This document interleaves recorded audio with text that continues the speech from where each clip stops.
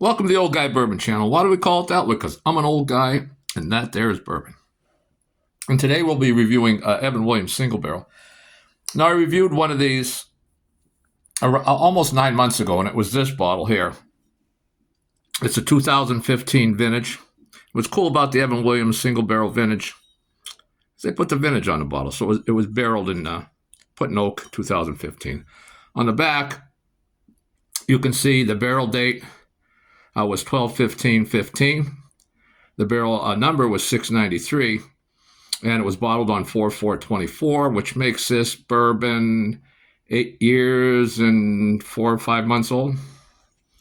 Now this one, I just picked up. Now this one, like I said, eight or 9 months ago, and this one I just picked up recently, along with a 2016 vintage that I'll get to review later. But this is again a 2015 vintage. And on the back here, it's barreled on 1/8/15, and the barrel number is 563, and it was bottled on 3/18/24. And if you look, if we can get this in there, if I can get all that in there. So this one here that I just recently got is 130 barrels older, but only like less than a month difference in barrel aging. So they make a lot of these. These are available pretty much everywhere.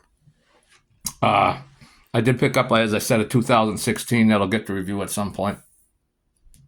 But this is a 2015 vintage. So this one is, as I said, what did I say it was? It's 9 years and 2 months old, I said. Whew, losing my mind. So now this mash bill here on this one is 78% corn, 10% rye, and 12% malted barley. And it's 86.6 proof. So it's not a high proof a bourbon at all. Color here is, I'm going to try and get fancy here, an amber gold, we'll say. So now, this is one of the few bourbons that put that vintage on there. There's other barrels of bourbon with the age and everything on it, but now, according to their website, this is a 5-time winner, not this particular vintage, but Evan Williams Single Barrel is a 5-time winner of Whiskey of the Year, but they don't say who awarded them that, Like, they don't say it was a San Francisco Spirits competition, which is the biggie, and I think if it was that one, they would have stated it, so, it could be the Evan Williams competition, who knows, but it's a decent bourbon at 86.6 proof. This one, the price is usually between $33 and $35. Some places it's much higher. I've heard of $50-$60. I wouldn't pay that for it. I mean, even, I've had an exceptional barrel years ago that might have been worth that money. But on average, they're all worth the money, I think. And some are great, but it's hard to find the great ones. But if for a while, I think it was in 2022, don't quote me on that. But, the bourbon boom and everything, for a short time, this was only available in Kentucky, which didn't last long. I think they tried to make it more rare than it really was or something, and now it's available everywhere, so don't worry about that. Let's get in on the nose here. On the nose, it's got a light nose again. Get, the standard caramel, cinnamon, vanilla. If you get in real deep, you get some charred oak. I don't know if you can see the legs on this one. Nothing to really write home about. Not horrible. Not a lot going on in this one in the nose. Just that's what I said. Let's take that first sip on the pellet.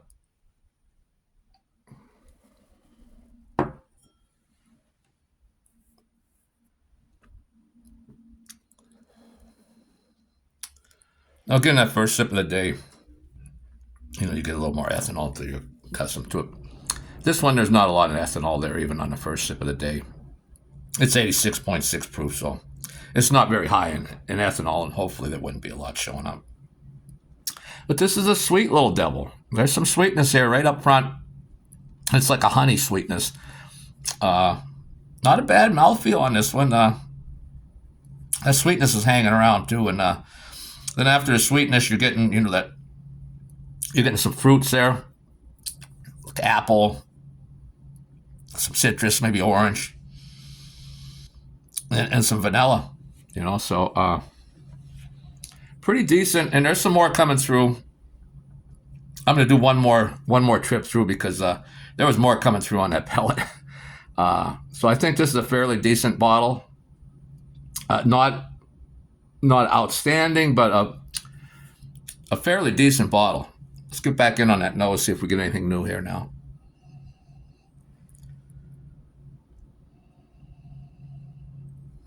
Still coming through is that caramel sweetness, followed by some vanilla, some charred oak.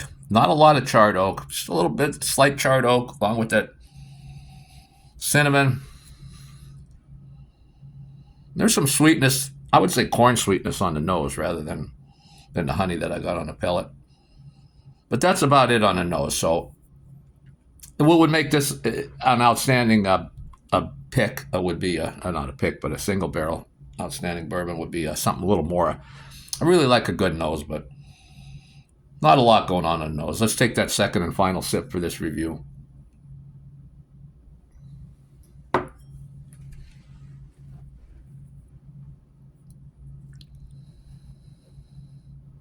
Yeah, not a lot of ethanol. There's some alcohol in there, but up front you're getting that honey sweetness that really comes through. And then it goes into that citrus now. And also now I'm getting some rye spice, surprisingly. I'm getting that apple, the orange, some vanilla, some cinnamon, getting that rye spices hanging around. And then some like bitter chocolate. It's got like a dark chocolate, but like a bitter dark chocolate. And some black licorice, like like a Twizzler's black licorice that you had open maybe for a week. Not a fresh bag. There's a decent mouthfeel. This is a good bottle. I'm happy about this one. This one, I'm happy for I think like $35. I'm very happy I got this one. This one's better than the previous bottle I reviewed 8 or 9 months ago.